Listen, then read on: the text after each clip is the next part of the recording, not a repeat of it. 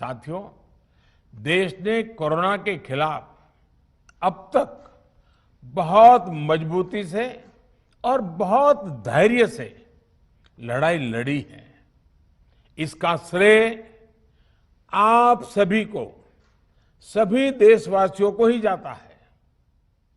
अनुशासन और धैर्य के साथ कोरोना से लड़ते हुए आप देश को यहां तक लाए हैं।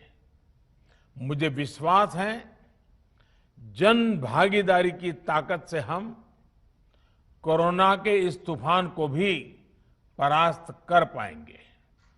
आज हम अपने चारों ओर देख रहे हैं कि कैसे कई लोग, कई सामाजिक संस्थाएं जरूरतमंदों तक मदद पहुंचाने में दिन रात जुटे हैं। दवाई पहुंचाना हो, खाने या रहने की व्यवस्था करनी हो, लोग पूरे मनोयोग के साथ काम कर रहे हैं। मैं इन सभी के सेवा भाव को आदरपूर्वक नमन करता हूं और देशवासियों से अपील करता हूं कि अधिक से अधिक मात्रा में इस संकट की घड़ी में देशवासी आगे आएं और जरूरतमंदों तक मदद पहुंचाएं। समाज के पुरुषार्थ और सेवा के संकल्प से ही हम ये लड़ाई जीत पाएंगे। मेरा युवा साथियों से अनुरोध है कि वो अपनी सोसाइटी में, मोहल्ले में, अपार्टमेंट्स में छोटी छोटी कमेटियां बनाकर कोविड अनुशासन पालन करवाने में मदद करें। हम ऐसा करेंगे तो सरकारों को न कभी कंटेनमेंट जोन लगाने की जरूरत पड़ेगी, न कर्फ्यू लगाने की जरूरत पड़ेगी और लॉकडाउन का तो सवाल ही नहीं उठता है, आवश्यकता ही नहीं पड़ेगी। स्वच्छता अभियान के समय देश में जागरूकता फैलाने के लिए मेरे बाल मित्रों ने बहुत मदद की थी। छोटे छोटे बालक, 5वीं, 7वीं, 8वीं, 10वीं में पढ़ने वाले, उन्होंने घर के लोगों को समझाया था, मनाया था। उन्होंने बड़ों को भी स्वच्छता का संदेश दिया था। आज मैं फिर अपने बाल मित्रों से एक बात विशेष तौर पर कहना चाहता हूं। मेरे बाल मित्र, घर में ऐसा माहौल बनाइए कि बिना काम, बिना कारण घर के लोग घर से बाहर न निकले। आपकी जीत बहुत बड़ा परिणाम ला सकती है। प्रचार माध्यमों से भी मेरी प्रार्थना है कि ऐसे संकट की घड़ी में वो लोगों को सतर्क और जागरूक करने के लिए जो प्रयास कर रहे हैं उसे और बढ़ाएं। इसके साथ ही इसके लिए भी काम करें कि डर का माहौल कम हो सके, लोग अफवाह और भ्रम में न आए। साथियों, आज की स्थिति में हमें देश को लॉकडाउन से बचाना है।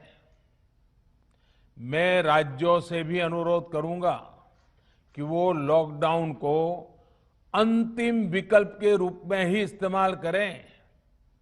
लॉकडाउन से बचने की भरपूर कोशिश करनी है और माइक्रो कंटेनमेंट जोन पर ही ध्यान केंद्रित करना है। हम अपनी अर्थव्यवस्था की सेहत भी सुधारेंगे और देशवासियों की सेहत का भी ध्यान रखेंगे। साथियों, पिछले वर्ष जब देश ने कोरोना के कुछ ही मरीज सामने आए थे, उसी समय भारत में कोरोना वायरस के खिलाफ प्रभावी वैक्सीन के लिए काम शुरू कर दिया था। हमारे वैज्ञानिकों ने दिन रात एक करके बहुत कम समय में देशवासियों के लिए वैक्सीन विकसित की है। आज दुनिया की सबसे सस्ती वैक्सीन भारत में है। भारत की कोल्ड चेन व्यवस्था के अनुकूल वैक्सीन हमारे पास है। इस प्रयास में हमारे प्राइवेट सेक्टर ने इनोवेशन और एंटरप्राइज की भावना का बेहतरीन प्रदर्शन किया है। वैक्सीन्स की अप्रूवल्स और रेगुलेटरी प्रोसेसेस को फास्ट ट्रैक पर रखने के साथ ही सभी साइंटिफिक और रेगुलेटरी मदद को बढ़ाया गया है। यह एक टीम एफर्ट है जिसके कारण हमारा Bharat 2 made in India vaccine के साथ दुनिया का सबसे बड़ा टीकाकरण अभियान शुरू कर पाया। टीकाकरण के पहले चरण से ही गति के साथ ही इस बात पर जोर दिया गया कि ज्यादा से ज्यादा क्षेत्रों तक, जरूरतमंद लोगों तक वैक्सीन पहुंचे। दुनिया में सबसे तेजी से भारत में पहले 10 करोड़, फिर 11 करोड़ और अब 12 करोड़ वैक्सीन डोज दिए गए हैं। आज कोरोना से इस लड़ाई में हमें हौसला मिलता है कि हमारे health care workers, frontline corona warriors और सीनियर सिटीजन्स के एक बड़े हिस्से को वैक्सीन का लाभ मिल चुका है। साथियों, कल ही वैक्सीन को लेकर हुए एक और अहम फैसला भी हमने किया है। 1 मई के बाद से 18 वर्ष के ऊपर के किसी भी व्यक्ति को वैक्सीनेट किया जा सकेगा। अब भारत में जो वैक्सीन बनेगी उसका आधा हिस्सा सीधे राज्यों और अस्पतालों को भी मिलेगा।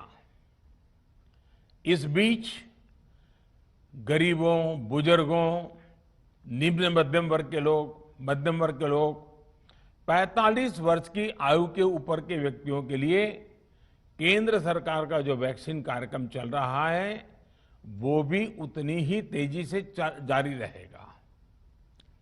पहले की तरह ही सरकारी अस्पतालों में मुफ्त वैक्सीन मिलती रहेगी, जिसका फायदा, जैसा मैंने कहा, हमारे गरीब परिवार हो, हमारे मध्यम वर्ग, निम्न मध्यम वर्ग के परिवार हो, वो उनका लाभ उठा सकेंगे।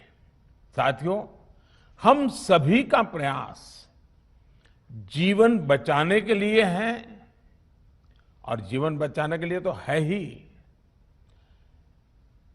प्रयास से भी ये है कि आर्थिक गतिविधियां और आजीविका कम से कम प्रभावित हो। प्रयास का तरीका यही रखा जाए।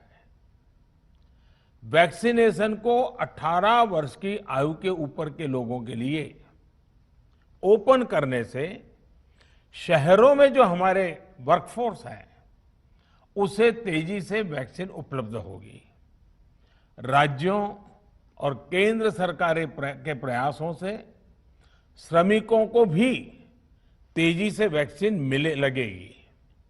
मेरा राज्य प्रशासन से आग्रह है कि वो श्रमिकों का भरोसा जगाए रखे।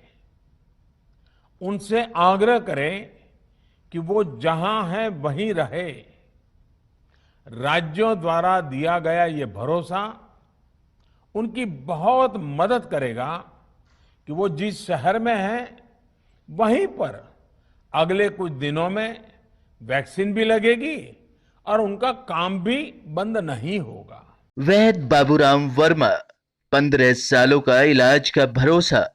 हमारे यहाँ आयुर्वेदिक औषधियों के द्वारा सभी बीमारियों का सुविधाजनक इलाज किया जाता है, जैसे खांसी, सांस, दमा, बुखार, टाइफाइड, मलेरिया, पीलिया, बवासीर, शुगर, हेपेटाइटिस, खूनी बवासीर, पिरमे, श्वपनदोष, लघु शंका आदि का इलाज आयुर्वेदिक पद्धति द्वारा किया जाता है।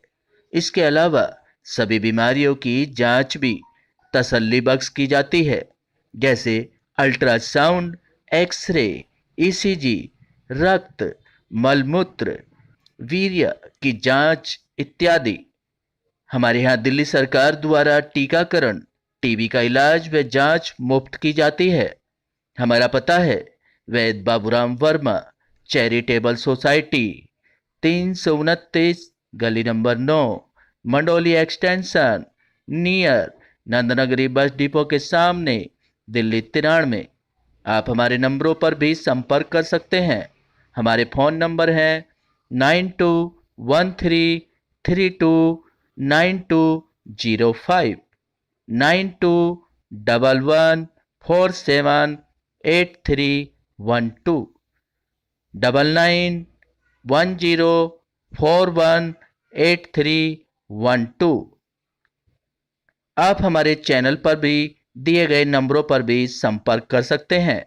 हमारा फ़ोन नंबर है 8506973234।